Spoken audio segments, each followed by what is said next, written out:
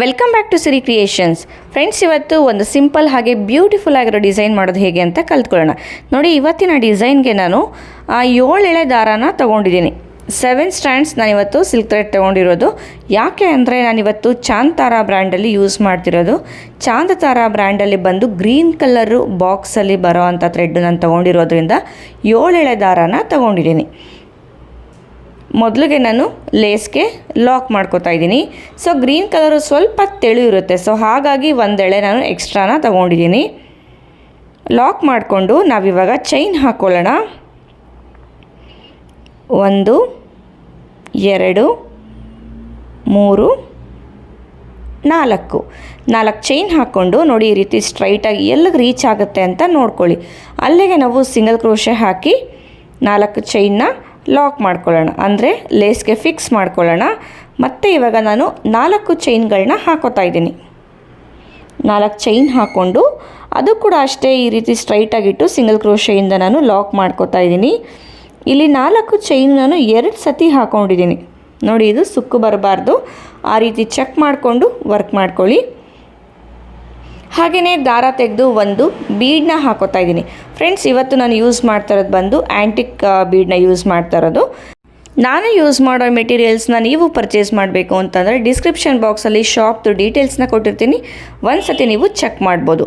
ಬೀಡನ್ನ ಲಾಕ್ ಮಾಡಿ ಆದಮೇಲೆ ಅದನ್ನು ಕೂಡ ಅಷ್ಟೇ ಈ ರೀತಿ ಸ್ಟ್ರೈಟಾಗಿ ಇಟ್ಕೊಂಡು ಕರೆಕ್ಟ್ ಪಾಯಿಂಟ್ಗೆ ಎಲ್ಲಿಗೆ ರೀಚ್ ಆಗುತ್ತೋ ನೋಡಿಕೊಂಡು ನಾವು ಲಾಕ್ನ ಮಾಡ್ಕೋಬೇಕು. ನೋಡಿ, ಇದು ಈ ರೀತಿ ಬರುತ್ತೆ. 4 ಚೈನ್ 2 ಟೈಮ್ಸ್ ಹಾಕಿದ್ದೀನಿ, ಮತ್ತು ಒಂದು ಬೀಡನ್ನ ಹಾಕ್ಕೊಂಡಿದ್ದೀನಿ. ಇವಾಗ ಮತ್ತೆ ನಾನು 4 ಚೈನ್ಸ್ನ ಹಾಕೋತಾ ಇದ್ದೀನಿ. 4 ಚೈನ್ಸ್ ಹಾಕಿ ಈ ರೀತಿ ಸ್ಟ್ರೈಟಾಗಿಟ್ಟು ಸಿಂಗಲ್ ಕ್ರೋಶೆಯಿಂದ ನಾನು ಲಾಕ್ ಮಾಡ್ಕೋತಾ ಇದ್ದೀನಿ. ಲಾಕ್ ಮಾಡಿ ಆದಮೇಲೆ ಮತ್ತೆ ಇವಾಗ 4 ಚೈನ್ಗಳನ್ನ ಹಾಕೋತೀನಿ. ಫ್ರೆಂಡ್ಸ್, ಯಾರಿಗಾದರೂ ಸೀರೆ ಕುಚ್ಚು ಕಲಿಬೇಕು ಅನ್ನೋ ಇಂಟ್ರೆಸ್ಟ್ ಇದ್ದರೆ ಇಲ್ಲಿ ಡಿಸ್ಪ್ಲೇ ಆಗ್ತಾ ಇರೋ ನಂಬರ್ಗೆ ನೀವು ನನ್ನ ಕಾಂಟ್ಯಾಕ್ಟ್ ಮಾಡ್ಬೋದು. ಆನ್ಲೈನ್ ಕ್ಲಾಸಸ್ ಹಾಗೆ ಆಫ್ಲೈನ್ ಕ್ಲಾಸಸ್ ಎರಡೂ ಕೂಡ ಇರುತ್ತೆ.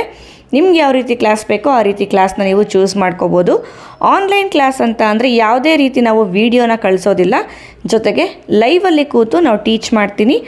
ಲೈವಲ್ಲೇ ನಿಮ್ಗೆ ಏನೇ ಡೌಟ್ ಇದ್ದರೂ ನೀವು ಕ್ಲಿಯರ್ ಮಾಡ್ಕೋಬೋದು. 4 ಚೈನ್ ನಾನು 3 ಸತಿ ಹಾಕಿದ್ಮೇಲೆ ಒಂದು ಬೀಡನ್ನ ಹಾಕೋತೀನಿ. ಮತ್ತೆ ಬೀಡನ್ನ ಹಾಕ್ಕೊಂಡು ಬೀಡನ್ನ ಲಾಕ್ ಮಾಡ್ಕೋತೀನಿ. ಆಮೇಲೆ ಅದನ್ನು ಲೇಸ್ಗೆ ಫಿಕ್ಸ್ ಮಾಡ್ಕೋತೀನಿ. ಸೊ ಬೀಡನ್ನ ಕರೆಕ್ಟಾಗಿ ಲಾಕ್ ಮಾಡಿಕೊಂಡು ಆಮೇಲೆ ಲೇಸ್ಗೆ ನಾವು ಲಾಕನ್ನು ಮಾಡ್ಕೋಬೇಕು. ಸೊ ಈ ಡಿಸೈನ್ಗೆ ಕಂಪ್ಲೀಟ್ ಬೇಸ್ ಲೈನು ಇದೇ ರೀತಿ ಬರುತ್ತೆ. ಆದರೆ ಸ್ಟಾರ್ಟಿಂಗಲ್ಲಿ ಹಾಗೆ ಎಂಡಿಂಗಲ್ಲಿ ಮಾತ್ರ 2 ಟೈಮ್ಸ್ 4 ಚೈನ್ ಬರುತ್ತೆ. ಇನ್ ಬಿಟ್ವೀನ್ 4 ಚೈನ್ ಇಲ್ಲಿ ನಮಗೆ 3 ಟೈಮ್ಸ್ ಬರುತ್ತೆ. ಈ ರೀತಿ ಇದೇ ಥರ ಫುಲ್ ಎಂಡ್ವರೆಗೂ ಕಂಟಿನ್ಯೂ ಮಾಡ್ಕೊಳ್ಳಿ. ಫ್ರೆಂಡ್ಸ್, ಏನು ನೀವು ನೋಡ್ತಾ ಇದ್ದೀರಾ, ಬೇಸ್ ಲೈನು ನಾನು ಕಂಪ್ಲೀಟ್ ಮಾಡ್ಕೊಂಡಿದ್ದೀನಿ. ಸೊ ನಾನು ಆವಾಗಲೇ ಹೇಳ್ದಂಗೆ 4 ಚೈನ್ 2 ಸತಿ ಸ್ಟಾರ್ಟಿಂಗಲ್ಲಿ, ಹಾಗೆ 4 ಚೈನು ಎಂಡಲ್ಲಿ 2 ಸತಿ ಹಾಕ್ಕೊಂಡಿದ್ದೀನಿ. ಇನ್ ಬಿಟ್ವೀನ್ ಬೀಡನ್ನ ಹಾಕಿದ್ಮೇಲೆ 4 ಚೈನು 3 ಸತಿ ಹಾಕೋಬೇಕು. ಸೊ ಬನ್ನಿ, ಇವಾಗ ನೆಕ್ಸ್ಟ್ ಲೇಯರ್ ಮಾಡ್ಕೊಳ್ಳೋದಕ್ಕೆ ನಾವು ಫಸ್ಟ್ ಎಲ್ಲಿಗೆ ಲಾಕ್ ಮಾಡಿದ್ವಿ ಅಲ್ವಾ, ಅದೇ ಪಾಯಿಂಟ್ಗೆ ನಾನು ಲಾಕ್ ಮಾಡ್ಕೋತಾ ಇದ್ದೀನಿ. ಲಾಕ್ ಮಾಡಿ ಆದಮೇಲೆ ಬೇಸ್ ಲೈನಲ್ಲಿ ನಾವಿಲ್ಲಿ 4 ಚೈನ್ ಹಾಕಿದ್ವಿ ಅಲ್ವಾ, ಅದೇ ಥರ 4 ಚೈನ್ನ ಇಲ್ಲೂ ಕೂಡ ಹಾಕಿ ಇಲ್ಲಿ 4 ಚೈನ್ ಲಾಕ್ ಮಾಡಿದ್ವಿ ಅಲ್ವಾ, ಆ ಲಾಕ್ನ ಒಳಗಡೆಗೆ ಲಾಕನ್ನು ನಾವು ಮಾಡ್ಕೋಬೇಕು. ಲಾಕ್ ಆದಮೇಲೆ ಒಂದು ಸತಿ ಚೆಕ್ ಮಾಡ್ಕೊಳ್ಳಿ ಕರೆಕ್ಟಾಗಿ ಲಾಕ್ ಆಗಿದೆಯಾ ಅಂತ ಹೇಳಿ.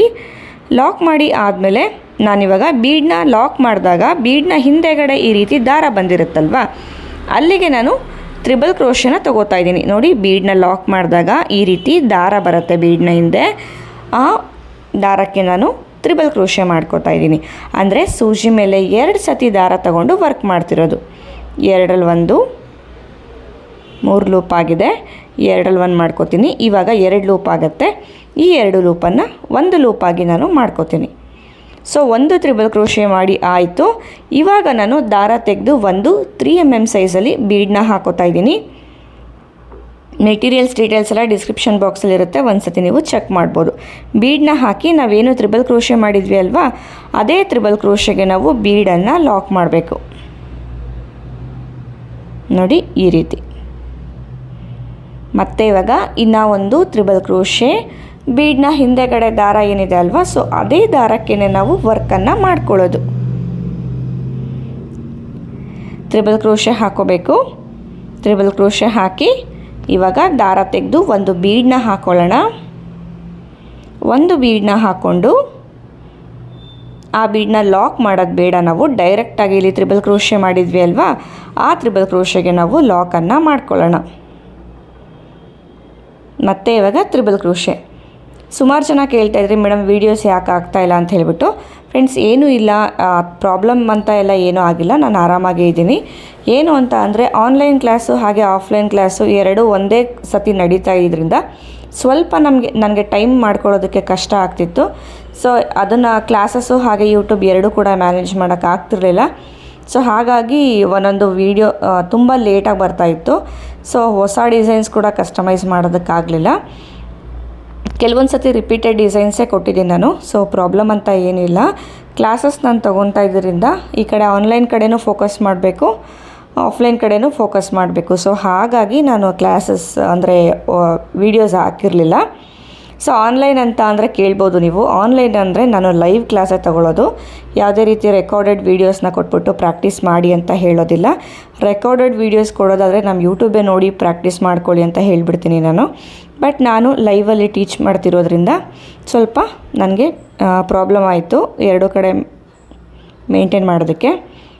ನೋಡಿ ಆರ್ಚ್ ಕಂಪ್ಲೀಟ್ ಆದಮೇಲೆ ಕರೆಕ್ಟಾಗಿ ನೋಡ್ಕೊಳ್ಳಿ. ಇಲ್ಲಿ ಬೀಡ್ ಆದಮೇಲೆ ನಾವು 4 ಚೈನ್ ಹಾಕಿದ್ವಿ ಅಲ್ವಾ, ಸೊ ಆ 4 ಚೈನ್ನ ಲಾಕ್ ಇದೆ ನೋಡಿ, ಈ ಲಾಕ್ನ ಮೇಲ್ಗಡೆಗೆ ಲಾಕ್ ಮಾಡ್ಕೊಳ್ಳಿ.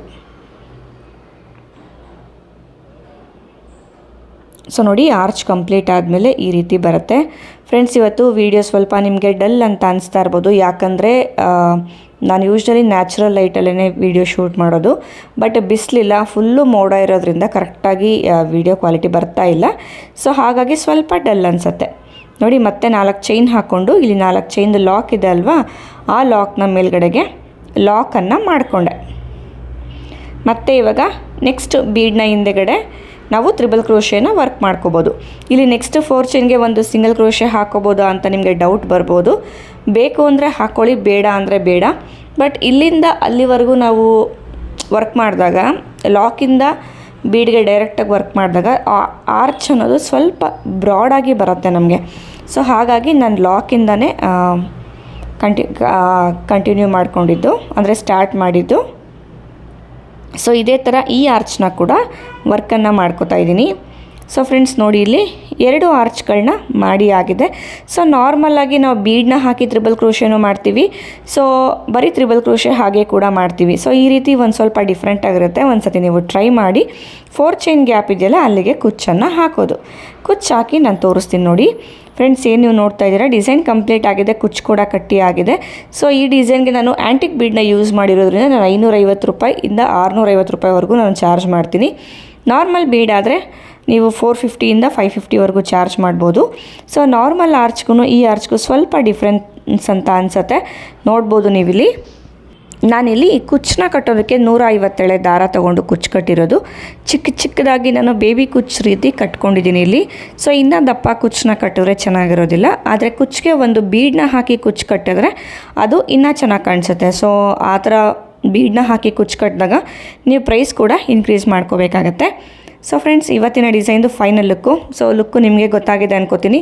ನಾರ್ಮಲಾಗಿ ತ್ರಿಬಲ್ ಕ್ರೋಶೆ ಹಾಕಿ ಆರ್ಚ್ ಮಾಡ್ತೀವಿ, ಜೊತೆಗೆ ಬೀಡನ್ನ ಹಾಕಿ ತ್ರಿಬಲ್ ಕ್ರೋಶೆ ಹಾಕಿ ಆರ್ಚ್ ಮಾಡ್ತೀವಿ. ಸೊ ಬೀಡು ತ್ರಿಬಲ್ ಕ್ರೋಶೆ ಎರಡು ಕಂಬೈನ್ ಮಾಡಿ ಕೂಡ ನಾವು ಮಾಡ್ತೀವಿ ಆಲ್ಟರ್ನೇಟಿವ್ ಆಗಿ.